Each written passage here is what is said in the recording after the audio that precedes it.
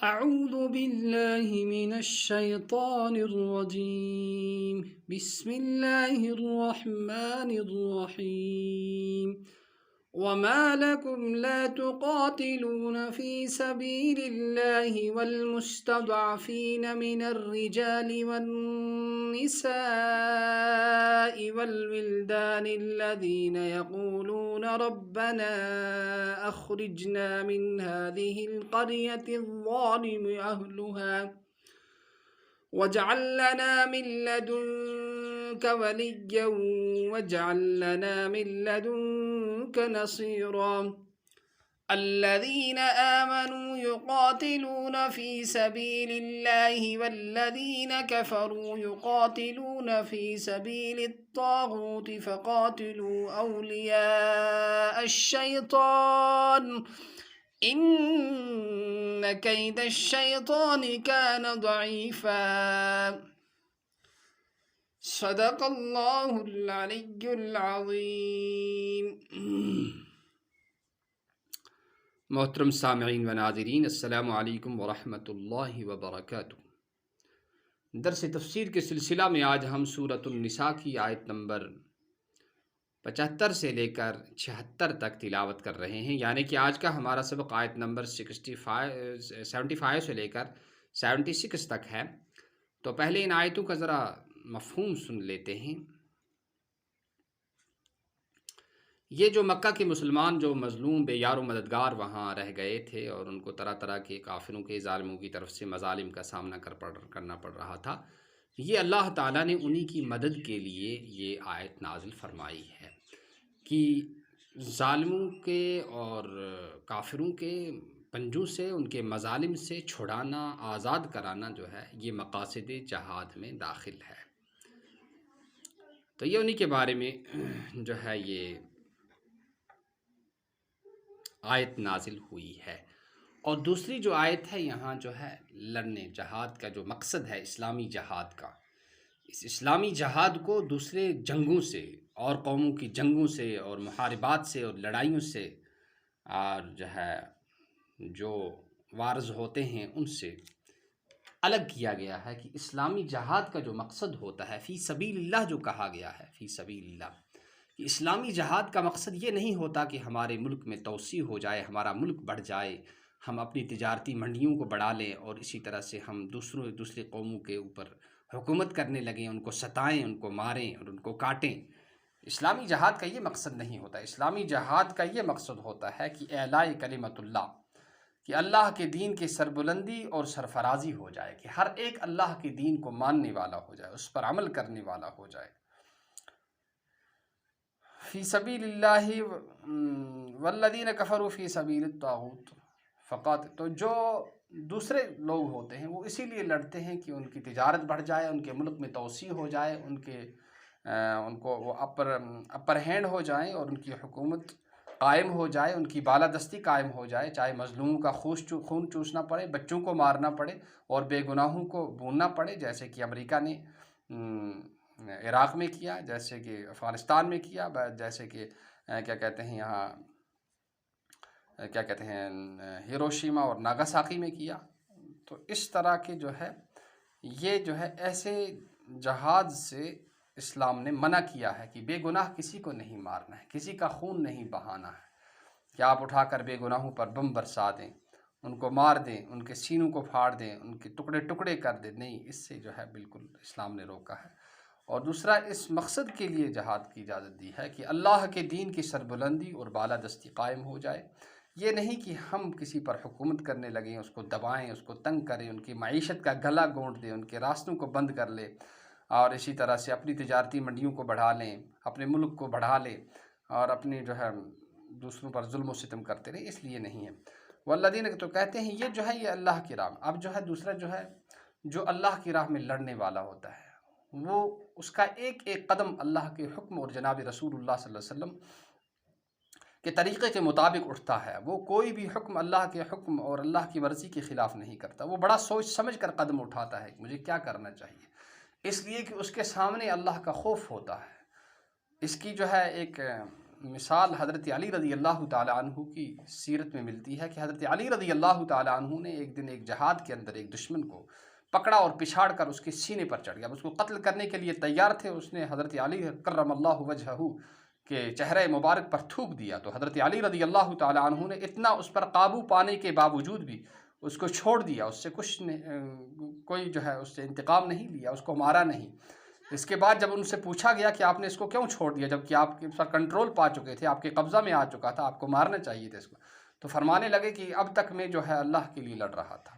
اللہ کے دین کے لیے لڑ رہا تھا، اب جو ہے جب اس نے میرے چہرے پر تھوک دیا تو میری نفسانیت اس میں آ گئی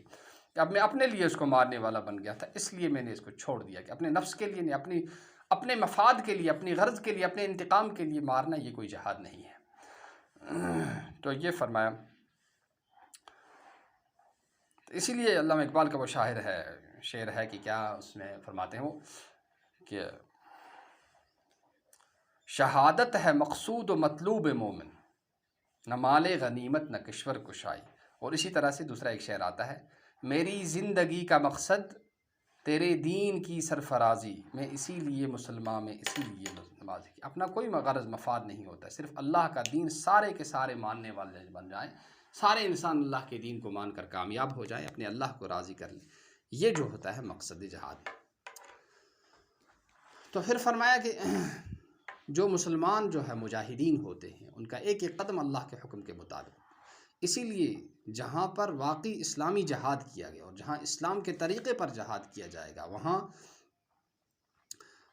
مسلمان فوجیوں کو ڈرگز استعمال کرنے کی ضرورت نہیں، افیون استعمال کرنے کی ضرورت نہیں، شراب استعمال کرنے کی ضرورت نہیں، اور کسی پر ظلم ستم ان کے لیے روا اور جائز نہیں ہے۔ یہی وجہ ہے کہ جب تک مسلمانوں نے اسلامی فوج نے شریعت کے مطابق جہاد کو انجام دیا تو کسی منٹل ہسپتال کے قائم کرنے کی ضرورت نہیں پڑی، کوئی ایسے ادارہ قائم کرنے کی اور کوئی ایسا انسٹیٹیوٹ قائم کرنے کی ضرورت جہاں ان کی ذہنی جانچ کی جائے اور ان کو ذہنی بیماریوں سے اور پریشانیوں سے چھڑایا جائے، اس لیے کہ وہ سب کچھ اللہ کے حکم کے مطابق کرتے ہیں، تو ان کے ذہن بھی فٹ تھے اور ان کے جسم بھی فٹ تھے۔ لیکن جب سے چھوڑا اور جب سے اسلامی جہاد کو چھوڑ کر جو ہے غیر شرعی جہاد کو یا غیر شرعی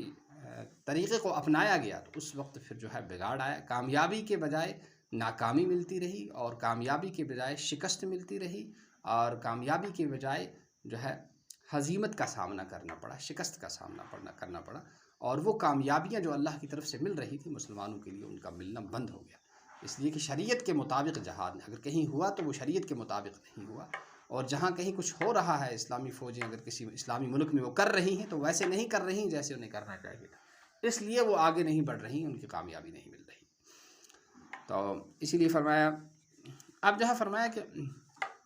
فی سبیل یقاتلون فی سبیل الطاغوت، جو اللہ کے راستے میں لڑیں گے اور اللہ کے حکم کے مطابق لڑیں گے تو ظاہر سی بات کا ان کو اللہ کی مدد حاصل ہوگی، اللہ کی طرف سے انہیں نصرت ملے گی، طاقت ملے گی، اور جو دوسرے ہیں کہا ان سے ڈرنے کی ضرورت نہیں ہے، اس لیے کہ وہ دنیا کے لیے لڑ رہے ہیں، وہ پیسے کے لیے لڑ رہے ہیں۔ آپ کو قرآن سن کر، اللہ کا کلام سن کر آپ کو سکون حاصل ہو رہا ہے، اور انہیں شراب پی کر، گانے سن کر اور جو ہے وہ حرام کھا کر انہیں کیا کرنا سکون مل رہا ہے، آپ اور وہ برابر نہیں، لہٰذا ان سے ڈرنے کی، پھر اس صورت میں ان سے ڈرنے کی ضرورت نہیں ہے، نہ جنگ کے میدان میں اور نہ کسی اور معاشی میدان میں اور نہ جو ہے اور کسی زندگی کے میدان میں، اس لیے کہ فرمایا ان قید، کیونکہ وہ کمزور ہیں، اگر وہ لڑیں گے ان کا لڑنا بھی کمزور ہو، کیوں؟ اللہ کے لیے نہیں ہے، وہ تو اپنے مفاد کے لیے لڑ رہے ہیں، اپنے ملک کے لیے لڑ رہے ہیں، باقی چیزوں کے لیے لڑ رہے ہیں، تو اس لیے فرمایا کہ ان سے لڑو، اگر وہ جو کمزور ہیں، اگر عسکری میدان میں جائیں گے تو وہاں بھی وہ کمزور ہوں گے، اور کسی میدان میں جائیں گے اور کسی طرح سے آپ پر دباؤ ڈالیں گے تو وہاں بھی وہ کمزور نکلیں گے، لیکن شرط یہ ہے کہ واقعی مسلمانوں کو یہ فریضہ جو ہے اللہ کا جو حکم ہے شریعت کے مطابق اور قرآن و سنت کی روشنی میں انجام دینے کی ضرورت ہے، جب جا کر یہ تمام چیزیں پوری ہوگی۔ اسی طرح سے یہ جو ہے یہ مکہ کے مسلمانوں کا جو کہا گیا تھا، یہاں مکہ کے مسلمانوں کو چھڑانا، ظلم و ستم سے آزاد کرنا، کیونکہ مظلوموں کو ظلم و ستم سے چھڑانا اور ان کے مظالم کو ختم کرانا یہ بھی مسلم امت کا فریضہ ہے کہ جہاں کہیں مسلمان اپنے دین پر چلنا ان کے لیے دشوار ہو، ان ظلم کی چکی میں پس رہے ہوں، کافر اور ظالم اور دوسری اقوام جو ہے وہ ان پر مظالم ڈھا رہی ہیں، تو مسلمانوں پر یہ فرض عائد ہوتا ہے کہ وہ ان کو ان کے مظالم سے چھڑائیں، ان کے مظالم سے، ان کی سختیوں سے، ان کی تکلیفوں سے ان کو چھٹکارا دلائیں۔ چاہے وہ کسی بھی جگہ کے رہنے والے ہوں، کسی بھی قوم سے تعلق رکھتے ہوں اور کوئی بھی زبان وہ بولتے ہوں، اس میں زبان کا، قومیت کا اور جو ہے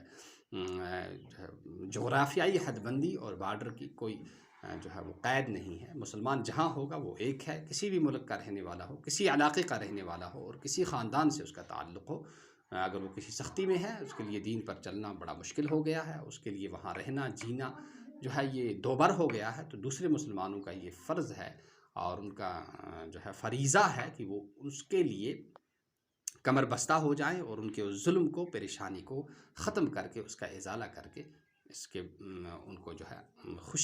خوشی کا سانس لینے کا موقع دیں اور ان کو امن سے، سکون سے، چین سے دین پر عمل کرنے کا اور دنیاوی زندگی کو خوشحال اور ترقی پذیر بنانے کا موقع فراہم کریں۔ تو چلیے اب لفظی ترجمہ ہم سنتے ہیں۔ وَمَا لَكُمْ، اور تمہیں کیا ہو گیا ہے، لا تقاتلون، تم نہیں لڑتے ہو، فی سبیل اللہ، اللہ کے راستے میں، والمستضعفین، حالانکہ کمزور، من الرجال، مرد، والنساء، اور عورتیں، والولدان، اور بچے، الذین، جو، یقولون، جو کہتے ہیں، ربنا، اے ہمارے رب، اخرجنا، ہمیں نکال دے، من ہذہ القریۃ الظالم، اس ظالم بستی سے، وجعل لنا، اس ظالم من ہذہ القریۃ الظالم اہلھا، اس بستی سے جس کے بسنے والے ظالم ہیں، اور اس بستی سے مراد مکۃ المکرمہ کے وہ لوگ ہیں جو مسلمانوں پر ظلم و ستم ڈھا رہے تھے، ان کا جینا دوبر کر دیا تھا، ان کا گلا گھونٹ دیا تھا ہر طرح سے۔ وجعل لنا، اور بنا دے، من لدن کا، اپنی طرف سے، ولیًا، کوئی دوست، وجعل لنا، اور بنا دے، وجعل لنا من لدن کا، اپنی طرف سے، نصیرا، کوئی مددگار۔ الذین، وہ لوگ، یقاتلون، جو لڑتے ہیں، الذین آمنوا، وہ لوگ جو ایمان لائے، یقاتلون، لڑتے ہیں، فی سبیل اللہ، اللہ کے راستے میں، والذین، اور وہ لوگ، کفروا، جنہوں نے کفر کیا، یقاتلون، وہ لڑتے ہیں، فی سبیل، والذین کفروا، وہ لوگ جنہوں نے کفر کیا، یقاتلون فی سبیل الطاغوت، وہ لڑتے ہیں شیطان کے راستے میں۔ طاغوت کے معنی جو ہے شیطان کے آتے ہیں اور سرکش لوگوں کی، یعنی کہ یہ ایسے لوگوں سے لڑتے ہیں جن کی سرکشی کی وجہ سے لوگ تنگ آ چکے ہوتے ہیں اور لوگوں کا جینا حرام ہو گیا ہوتا ہے، ان کے اندر اللہ کی بھی نافرمانی ہوتی ہے اور بندوں کے ستانا اور ان پر ظلم ڈھانا ہوتا ہے۔ فی سبیل، فقاتلوا اولیاء الشیطان، تو لڑو تم شیطان کے دوستوں سے، ان کید الشیطان، بے شک شیطان کی چال، شیطان کی سازش جو ہے، کان ضعیفہ، کمزور ہے، کان ضعیفہ، ہے کمزور، یعنی شیطان کی آپ اس سے مت ڈرو کہ وہ ہم سے زیادہ طاقتور ہیں، ہمارے سے زیادہ ان کے پاس سامان ہے، اپروچ ہے، وہ ہے، یہ ہے، ان کی بڑی عسکری طاقت ہے۔ نہیں، جب آپ اللہ کے لیے لڑیں گے اور واقعی آپ کا مقصود اللہ کے دین کی سرفرازی ہوگی، تو اگر آپ کے پاس جو ہے وسائل کم بھی ہوں، ان کم وسائل کے ہوتے ہوئے بھی آپ کو اللہ کامیابی دیں گے، اور اس کی واضح مثال اور جو ہے سورج جیسی روشن مثال وہ غزوہ بدر ہے، جس میں مسلمان بالکل کم تعداد میں تھے اور بالکل بے سر و سامان تھے، بہت تھوڑا سا سامان ان کے پاس تھا، لیکن اللہ نے ان کو ایسی کامیابی سے سرفراز فرمایا کہ امت مسلمہ کو اور اسلام کو جتنی بھی کامیابیاں ملتی رہیں گی، اس کا صحرا ان تمام حضرات یعنی اصحاب بدر کے سر پہلے جاتا ہے۔ اللہ تعالی ہمیں دین پر چلنے کی، عمل کرنے کی اور دوسروں تک پہنچانے کی توفیق نصیب فرمائے۔ السلام علیکم ورحمۃ اللہ وبرکاتہ۔